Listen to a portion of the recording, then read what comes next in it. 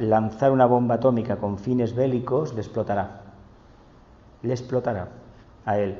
Cuando hace unas semanas pasó esto de la bomba que probaban allí en el sudeste asiático y tuvieron el terremoto, en el fondo alguien por internet comentaba esta profecía del tibetano. Claro, hay un tipo de devas que trabajan precisamente, de grandes arcángeles, que trabajan para la protección de la humanidad. Tú puedes experimentar, pero hasta cierto punto, porque las intenciones de este señor, de este niño grande que hay allí en Oriente, es jugar con fuego, y la del otro niño grande de la otra parte del globo también, y con el otro niño que también tiene muchas cabezas nucleares, la misma historia. Y el miedo lo ponemos nosotros, y la inseguridad nosotros. No olvidemos que nos están manejando, nos están utilizando. Y mientras estemos adormilados con el miedo, dejamos de actuar como almas liberadas. ¿Nos preocupa el tema de la bomba atómica? Cambiemos el nombre de bomba atómica por gran crisis planetaria. Nos preocupa la falta de trabajo, ¿verdad? ¿Nos preocupamos por la gente que no tiene trabajo, de verdad, cuando lo tenemos? No. Decidme que no, porque es lo que veo. No. Entonces, vamos a ver. Si queremos servir a Shambhala, manifestar la conciencia y todo eso que nos gusta tanto hablar en petit comité, ¿por qué cuando salimos de las reuniones nos olvidamos tanto? ¿Por qué lo digo? Porque si toda la gente que dice que se preocupa por el necesitado lo hiciera, hombre, habría necesidad, claro, pero no tanta, ¿no os parece? Es que hay mucha necesidad. Hay mucha, pero hay una muy importante, de sabiduría. Cuando hay sabiduría, hay consuelo en la palabra. Un sabio cuando habla, no es lo que dice, sino la armonía, el sonido armónico que desprenden sus palabras. ¿Lo vemos o no lo vemos? ¿Sí? ¿Sí? ¿Continúo? Debe recordarse al efecto que la gran fraternidad, mediante sus múltiples y desconocidos agentes démicos, está ejerciendo un severo control y estrecha vigilancia sobre todas aquellas naciones del mundo que poseen y fabrican ingenios nucleares. Ahora bien, ¿os parece más terrible un ingenio nuclear que la propagación del miedo?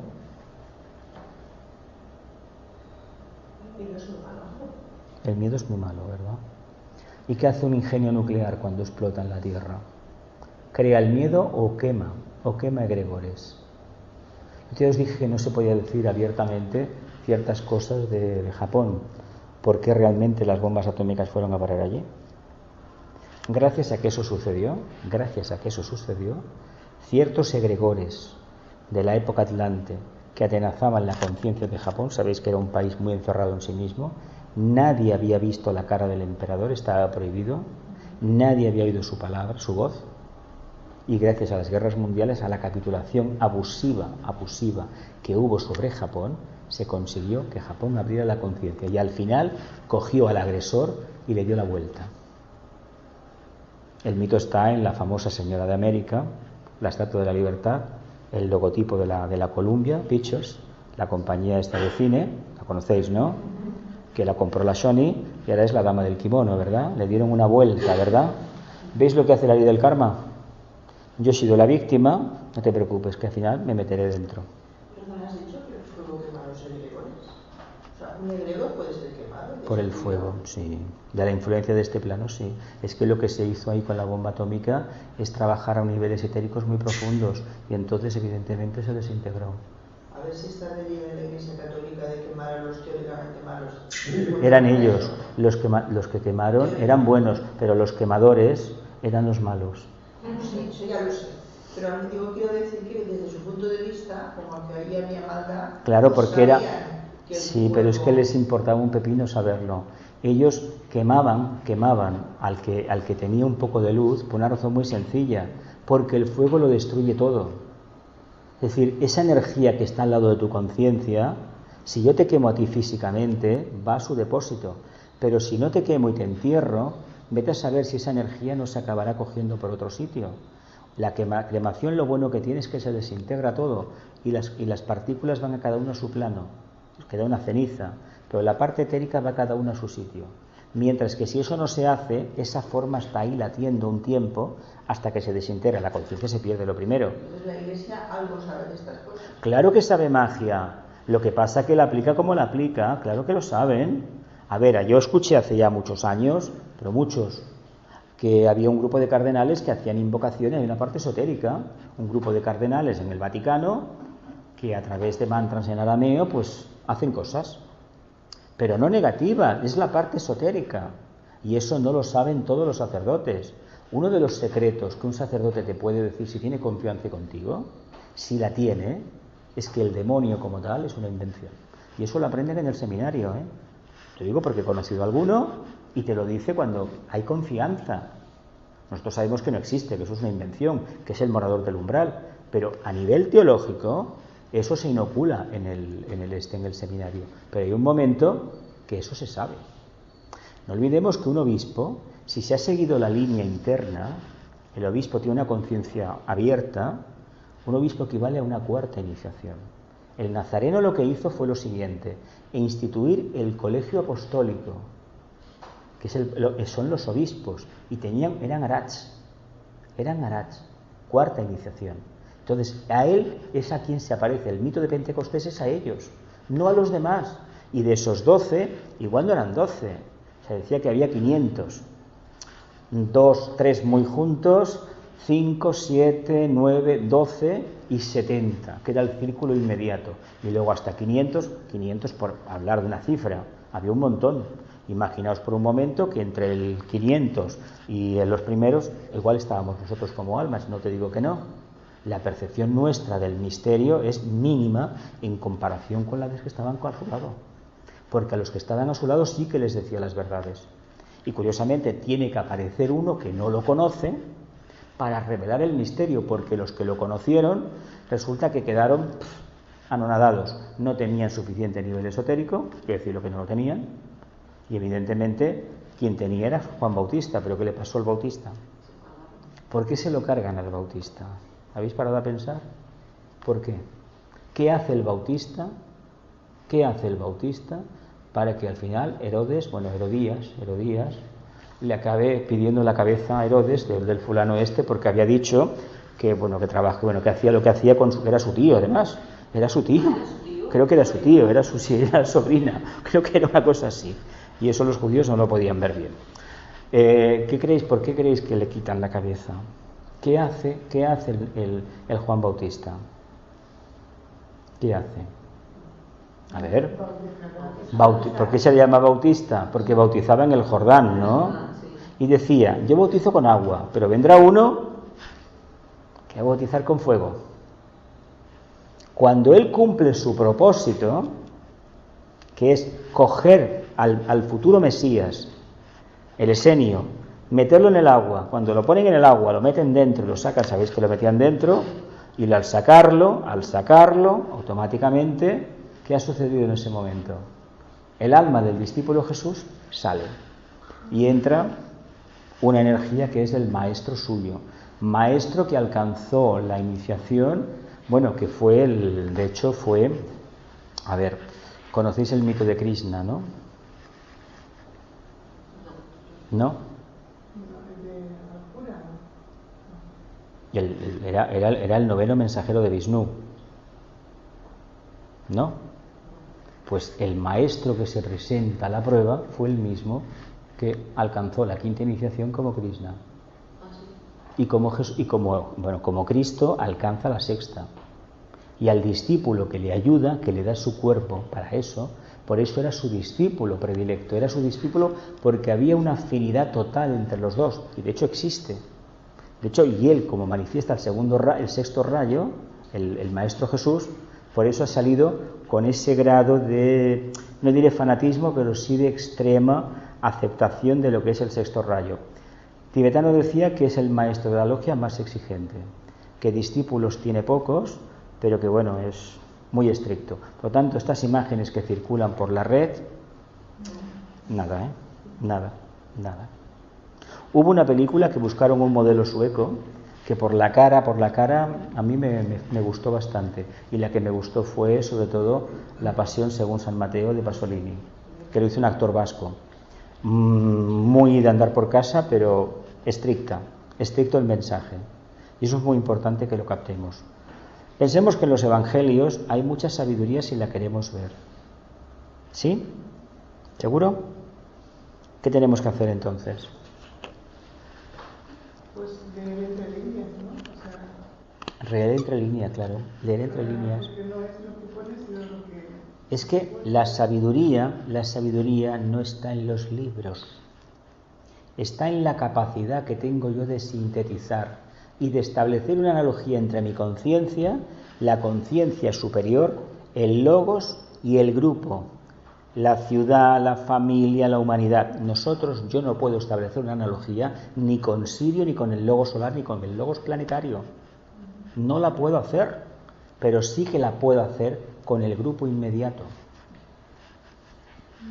Imagino que vosotros igual, ¿verdad? ¿Sí o no? Y cuando digo establecer analogía no me refiero a visualizar corrientes de energía, sino ser sensible a la recepción de esas energías. Ahí está la gracia del Agni Yoga, ahí está la gracia de los misterios de Shambhala, que cuando se habla del tema y se está atento a la enseñanza de mi centro, de cualquier filosofía esotérica del mundo, de la orientación que sea, uno capta lo que el escritor, el autor, visualizó en su momento. Eso es tan fácil como leer atentamente una obra clásica, por ejemplo. Hay novelas que están tan bien escritas que te crees realmente el protagonista de la historia. Es que te la crees. Cuando acaba el libro dices, caramba, pero si eso es literatura.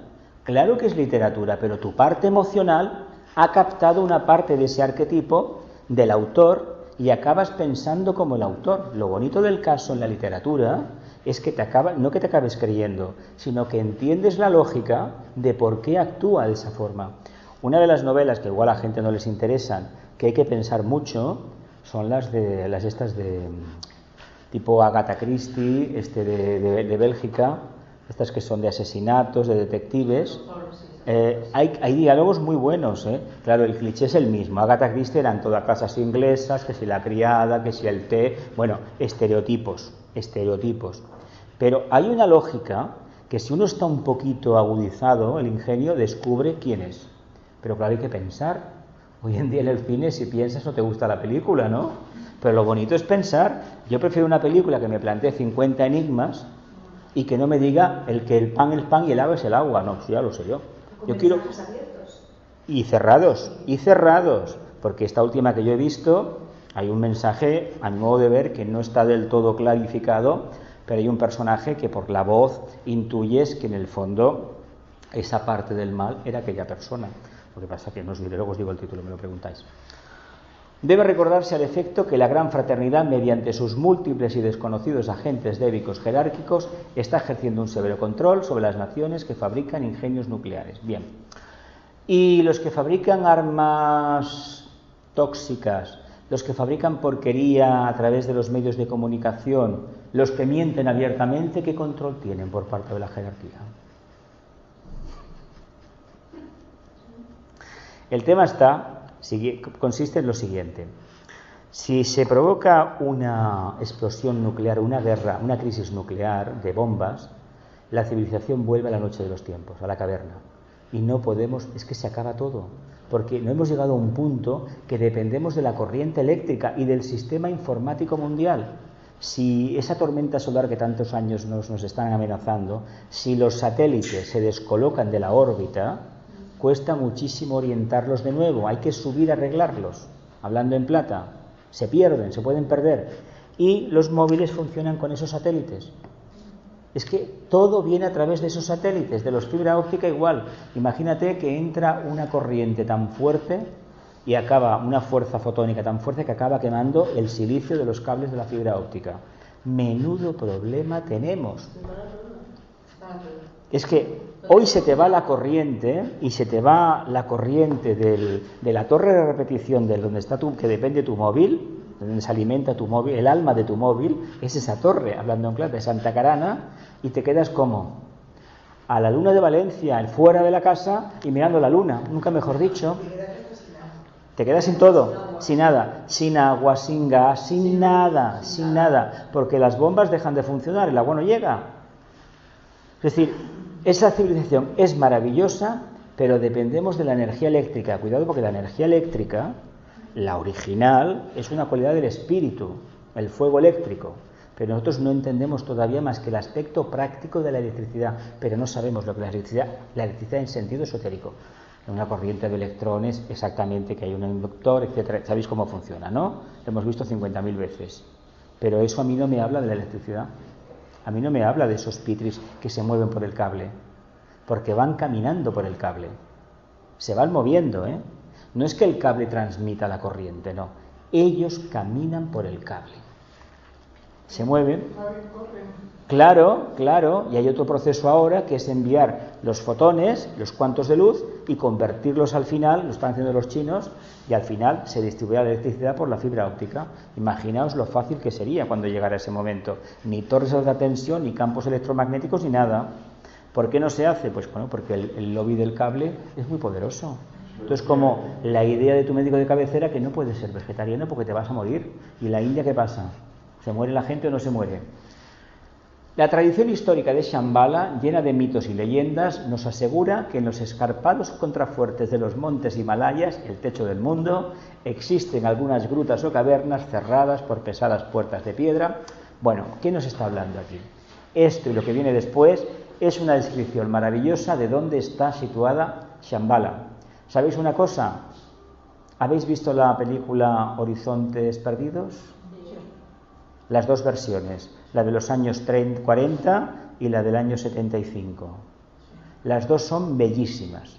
La última fue en color, en el año 75-76, aquel cine maravilloso de Barcelona, el Vistarama, aquella pantalla que era como el campo del Barça, de grande, era enorme, y se veía todo de una forma increíble. También es verdad que teníamos unos ojos más abiertos, éramos como más confiados, más inocentes, menos mente, y aquella historia nos impactó. Y nos hablaba de un mundo arquetípico, un mundo maravilloso. Condición sine qua non, no se te ocurra salir de él. No se te ocurra salir de él. Que no se te ocurra salir de él, porque te pierdes. ¿Habéis visto la película Brigadoon de John Ford? Es de Escocia, un pueblo que está en el astral, y entran y salen, y la verdad es maravillosa lo que hay. Siempre de fiesta, siempre viviendo, siempre alegres, siempre contentos. Claro, te está hablando lo que tiene reservado el Padre para sus hijos. Es una forma, una alegoría de explicarte cuál es ese estado de conciencia. Lo que sucede es que eso no está en el plano físico. A pesar de que, fijad, aquí pone cosas maravillosas, dice: este indescriptible paraje, situado en el interior de un extenso valle rodeado de altísimas montañas nevadas, podría ser el mítico Shangri-La, la misteriosa Garta de los herméticos, la ciudad de las 7 puertas de la Biblia, el vellón de los argonautas. ¿Qué buscaban los argonautas? Venga. ¿Qué llevan los que tienen la orden del toisón de oro, como nuestro rey Juan Carlos, que es una... ¿Qué es lo que tiene, bueno, Juan Carlos, el otro, el Felipe VI? ¿Qué es lo que llevan colgado al cuello cuando están vestidos de gala, para indicar que tienen la orden del toisón de oro? ¿Qué es lo que tienen en él? Un cordero colgado, ¿no?, de una cadena de oro. ¿Y eso qué significa? Primer signo del zodiaco, ¿no? Aries. Los argonautas que perseguían el vellocino de oro, ¿no? ¿Y qué era el vellocino de oro? La piel del cordero, ¿no? ¿Y por qué perseguían el vellocino de oro? ¿Tauro? No, Tauro no es Aries, es Aries. Vellocino es un toro. No, vellocino, la piel.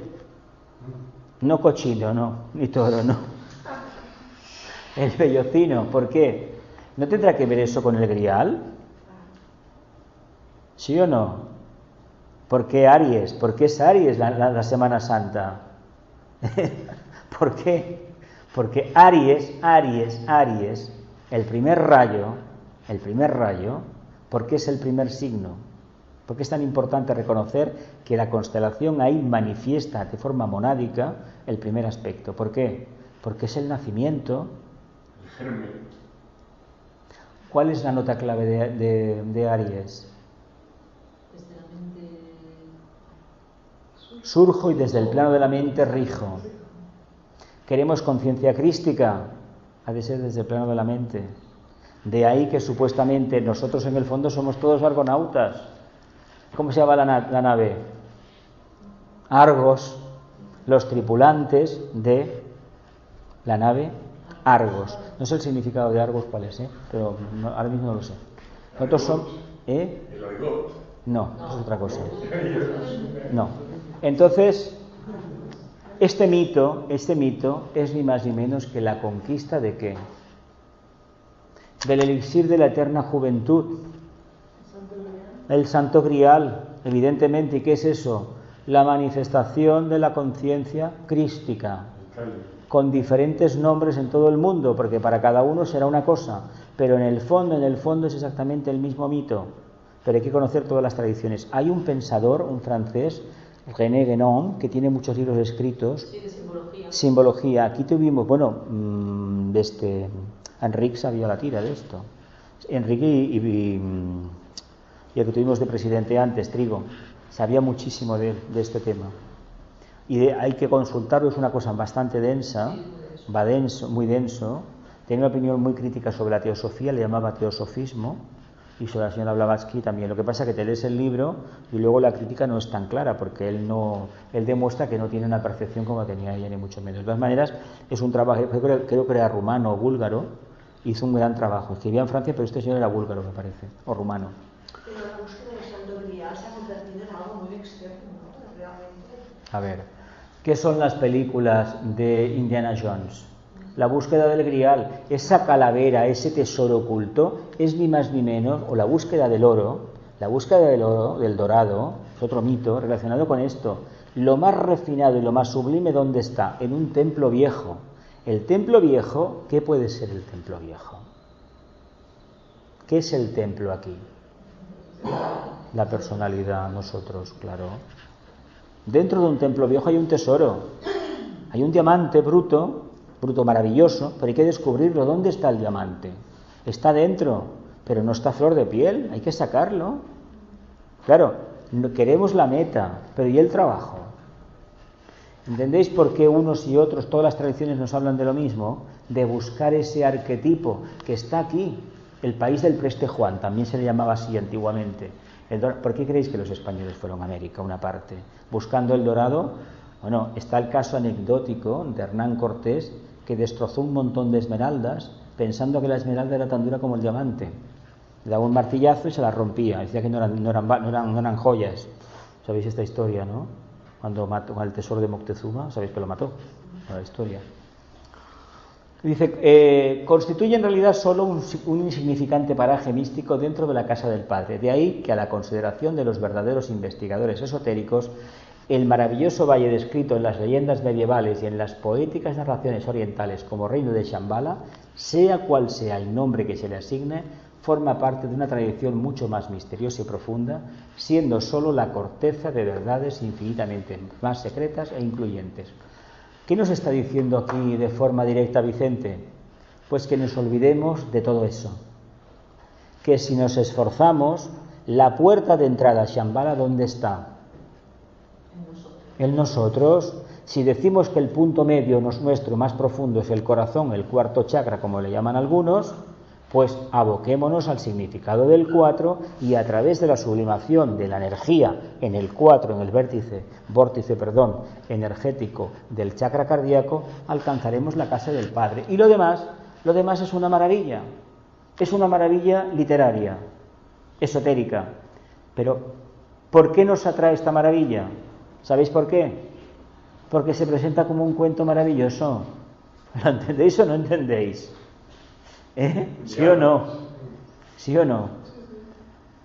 Se presenta como un maravilloso cuento, por eso engancha la historia. Porque a todos nos gustaría algún día poder ir a ese país de la eterna primavera, el joven de los eternos 16 veranos. Dice que tiene el aspecto de un joven de 16 primaveras. El Sanat Kumara. Es un niño, me parece como un niño. Sí, ¿no? Lo que pasa es que el niño, el término niño, yo no sé qué significado puede tener aquí, pero no es un niño tal y como conocemos a los niños. Es un joven. Sí, pero no es eso.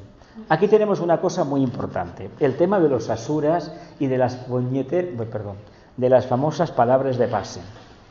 ¿Os han contado alguna vez? Bueno, una pregunta indiscreta. ¿Habéis tenido alguna visión algún día? Hay un sueño de esos, que vais caminando a algún sitio, hay una galería. Es más, se parece bastante donde estuvimos allí en Jordania, de piedra, y hay una puerta de piedra enorme, a lo mejor no son tan enormes, y hay un ser en la puerta que es feísimo, es una cosa que no parece un ser humano, no parece un ser, parece una piedra, pero está allí. Y cuando intentas pasar, no te deja pasar. ¿Habéis tenido esta visión alguna vez? Yo, como he estado 2 veces allí en Petra, pues se puede hacer una analogía con aquella historia. Aquello lo hizo el agua, es curioso. Lo hizo el agua. De todas formas, hay que decir una cosa, que te lo dice él también, Vicente, en los misterios de Shambhala. No por el hecho de franquear la primera puerta te vas a encontrar al otro lado Sanat Kumara, ¿eh? Eso no es así. La puerta está abierta siempre, siempre, siempre para todos aquellos discípulos que estén dispuestos a sacrificarse, a servir. Por lo tanto, una iniciación, la segunda, por ejemplo, da pleno derecho a acercarse. ¿A dónde se acerca uno? Pues a la periferia, evidentemente. ¿Dónde estamos nosotros en este momento a nivel de conciencia con respecto a Shambhala? En la periferia, en el arrabal. En el arrabal. ¿Por qué? Porque vivimos el mundo de la extrema dualidad. Están cocinando. Entonces, este mundo de extrema dualidad, ¿qué nos dice? Que todavía nos queda mucho por caminar. Y además necesitamos vivir la dualidad para no perder de vista que nuestro trabajo es servir, no servirnos de la enseñanza. Es manifestarla en formulaciones pragmáticas que hagan la vida más fácil a las personas normales y corrientes, para las cuales el tema de Shambhala les da igual. Pero podemos hacer mucho teniendo un buen servicio de emergencias médicas, buenas escuelas, buenas carreteras, buena fibra óptica, y dejarnos de filosofía esotérica, porque eso no llena el estómago, lo sabéis. Això no fa bullir la olla, oi que sí, que es diu a Cataluña? Entonces cojamos la filosofía esotérica y busquemos el aspecto pragmático. Si conseguimos irradiar este misterio, allá donde vayamos, las conciencias quedarán ¿cómo? ¿Cómo quedarán? ¿Cómo quedarán aquellos seres humanos que entren en contacto con aquellos seres humanos que hayan conseguido revelar este misterio? Quedarán transmutados, transformados, y algunos en proceso de transfiguración, si trabajan, evidentemente. Es más importante revelar, irradiar, que no ir dando el sermón. Esto es así. ¿Creéis que a una persona con formación científica le puede interesar esta historia? ¿Verdad que no? ¿A quién les interesa? A los que somos de la línea del segundo rayo, a nivel esotérico. Por eso nos metemos en esta aventura. Pero la condición sine qua non es que ese arquetipo se manifieste. Por eso está esa puerta maravillosa, que para entrar resulta que dar un mantra, pero eso es simbólico. ¿Qué quiere decir? ¿Quién creéis que nos impide entrar en Shambhala? A ver, ¿los asuras de la puerta o mis propias tonterías? Con perdón, no se ofenda a nadie. Esos asuras no los consideremos en sentido literal. Llegará el día que nos vamos a ver dentro. ¿Qué creéis? ¿Que vais a ver un palacio maravilloso con cúpulas doradas? ¿O vais a ver a lo mejor unas galerías, unos túneles, y resulta que las paredes, en lugar de ser paredes, son como de una luz, como LEDs que van parpadeando, están moviéndose, y al tocarlo parece como terciopelo? Y dices, ¿pero dónde estoy yo? Si esto es un túnel de metro. Si esto parece un túnel de metro. ¿Qué quiero deciros? Que la tradición lo presenta de tal forma que a los ojos de uno, que a lo mejor es más mental, tiene una percepción, tiene una visión, y otro que es mucho más florido, tiene una parte emocional más rica, más variada, que le imprime, por ejemplo, al relato, al verbo, una cantidad de adjetivos, calificativos que atraen, ¿verdad que atraen? Claro, pero en el fondo, ¿qué hay? ¿Qué hay? Un estado de conciencia que no tiene nada de eso. ¿Me explico lo que quiero decir? Que no hay ni los frondosos árboles ni nada de eso. Es para darte a entender la suma belleza que hay allí. A ver, habéis oído decir muchísimas veces lo que pienso de los grandes árboles, ¿no? Y de por qué la casa del maestro aparece rodeada de grandes árboles. Y que seguramente a la puerta hay 2 grandes cedros, por ejemplo, o 2 grandes pinos. ¿Por qué? Porque lo que te está diciendo la visión es que para entrar a la casa del maestro, la dualidad geminiana la tienes. ¿Y qué te dice Géminis? Manifiesta el segundo rayo. Y el segundo rayo, cuando lo manifiesta Géminis, es a nivel monádico. Por eso encontraréis a muchos Géminis que sí, hablar mucho sí, pero el verdadero amor no se puede expresar, porque es mucho más, porque no es amor al prójimo, es amor a la humanidad. Te dice que si tienes amor, a través de esa puerta de dualidades, llegas a la casa del maestro. ¿Veis el mito? Y luego se ve una gran mansión. ¿Y por qué sale una gran mansión y no sale una covacha? ¿Por qué? Porque se supone que quien vive dentro tiene una conciencia tan grande, y cómo mi conciencia elabora esa visión, poniéndole detrás un palacio, un decorado perfecto. Así entiendo que el señor que vive dentro del palacio tiene una conciencia excelente, ¿verdad que sí? Por eso construimos iglesias, catedrales, estaciones de ferrocarril gigantescas, que eran las catedrales civiles del siglo XIX. Por eso los ingenieros, cuando empiezan a trabajar en el siglo XIX el hierro forjado, acordaos que el hierro forjado es del siglo XIX. Se hace la Torre Eiffel, 300 metros, queremos desafiar la física de newtoniana, y queremos hacer con el metal ese nuevo, con ese material, lo que nos parezca. Después viene el hormigón, el acero, y se hacen cosas ya maravillosas, ¿verdad que sí? ¿Y por qué hacemos cosas tan grandes y tan maravillosas? Porque queremos emular a Sanat Kumara. Queremos creernos que tenemos un estado de conciencia elevado porque hacemos grandes cosas. Es uno de los mitos del tercer rayo. Dios en la máquina y Dios en la construcción, por supuesto. Grandes aviones, grandes transatlánticos. Hacemos barbaridades, máquinas increíbles, porque evidentemente el ser humano construye a imagen y semejanza del Creador, aunque no en el detalle. En lugar de construir una gran conciencia, ¿qué hacemos? Una gran obra física. El canal de Panamá, que es en el fondo una antacarana, pero a un precio increíble, porque no conecta dos mares, va por esclusas. Hacer dos mares hubiera sido otra cosa, pero hubieran hecho una sangría de agua increíble. ¿Sabéis cómo funciona eso, no? ¿Alguna cosita más sobre esto? No lo interpretemos de forma literal los famosos asuras de Shambhala. Son nuestros impedimentos, nuestros egregores. Puertas, ¿por qué puertas? Son necesarias estas puertas doradas, mitos, leyendas, realidades de conciencias todavía desconocidas. ¿Creéis que las puertas existen? ¿Que no existen? ¿Por qué existen las puertas? Puertas doradas. ¿Por qué doradas? Porque el dorado, ¿qué nos parece el oro? Como muy sublime, ¿no? Lo asociamos a poder y a resistencia. ¿Sabéis cómo es el oro de verdad, no? ¿O no? Es maleable. Es como la pastelina, es blando. Lo que tenemos no es oro, tiene un 24%, es bronce. ¿No lo sabéis? Oro de ley, 18, 24, el 24% es oro, lo demás es un metal duro, ¿verdad que sí que es? Si no, ¿creéis que habéis visto alguna excavación de Egipto, de Oriente, de cualquier parte? Son láminas, dice, pero esto es un anillo, ¿lo ves? Pero esto se lo ponían, si esto no aguanta. Es que era así, hasta que no se le metió estaño y bronce, no se consiguió solidificar la historia. ¿Cómo nos lo han dado, O sea, con un 24% es oro y el resto es otra cosa. Bien, una pregunta indiscreta.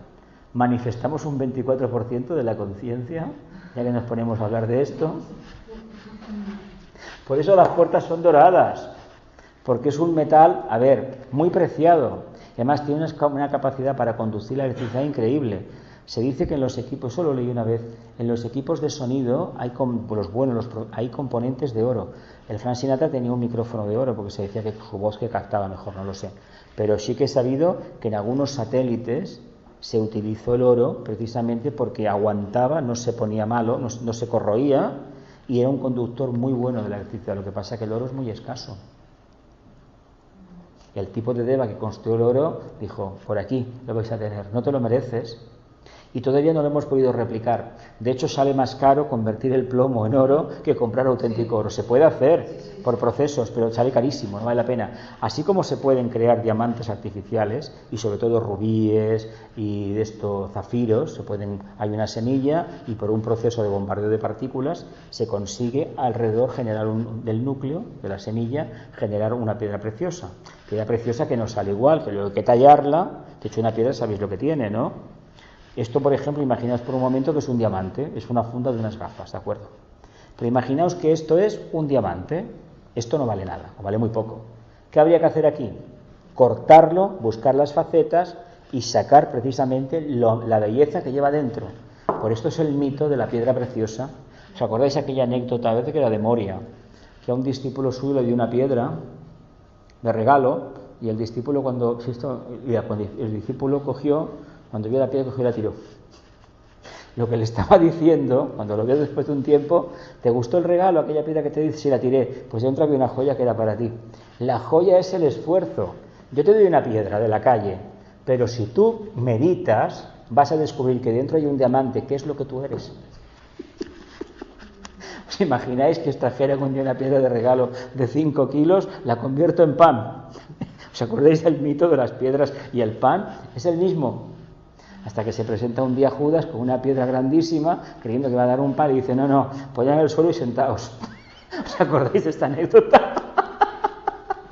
Hay que tener sentido del humor para tocar el tema de Shambhala, mucho sentido del humor. ¿Creéis que el Padre está ahí en serena expectación contemplando al mundo? ¿Sabéis de dónde viene esa idea? De los romanos y de los griegos. Los griegos tenían a Zeus, y cuando pasa la mitología al Imperio Romano, a Zeus le ponen el nombre de Júpiter. Y en muchas iglesias, además, hay un santo que tiene la imagen de la barba, del barbudo, de esta forma filosófica de Dios sentado en un trono, pero es el dios Júpiter. Y curiosamente Júpiter, que si hacemos un poco de analogía y cosmología, explica el misterio del sistema solar. Lo explica, sí que lo explica. De por qué él será al final el sol del sistema solar. Pero eso es otro tema. Nos quedamos aquí. ¿Os gustan las puertas de Shambhala? Vamos a soñar esta noche con Shambhala. ¿Qué va a pasar con los asuras? ¿Y si nos equivocamos de palabra de pase? En el fondo, ¿qué nos dicen los asuras en la puerta? ¿De verdad creéis que hay que entonar un mantra correctamente? ¿Por qué no le damos la vuelta a la información? ¿No será que lo que quieren los asuras es que estemos en un estado de conciencia, que no perturbemos el ambiente y entonces la puerta se abre sola?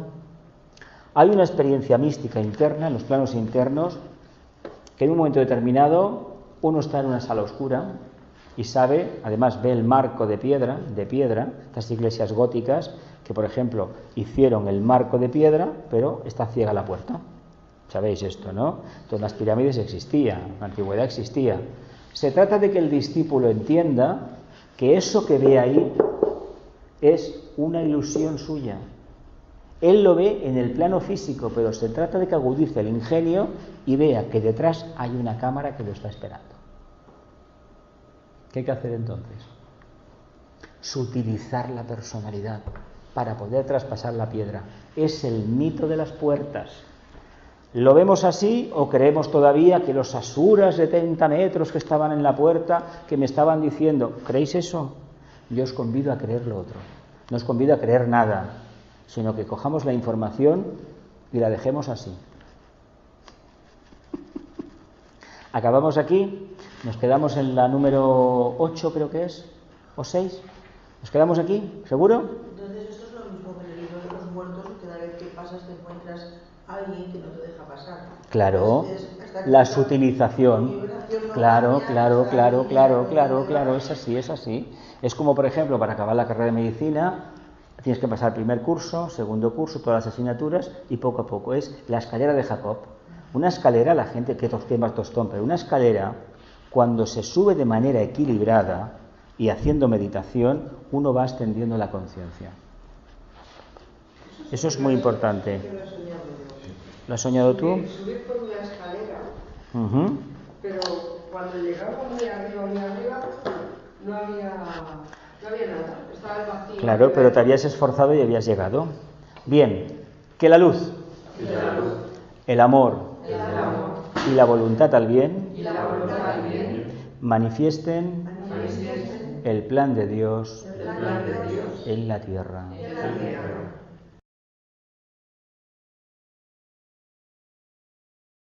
Que así sea. Y cumplamos con nuestra parte.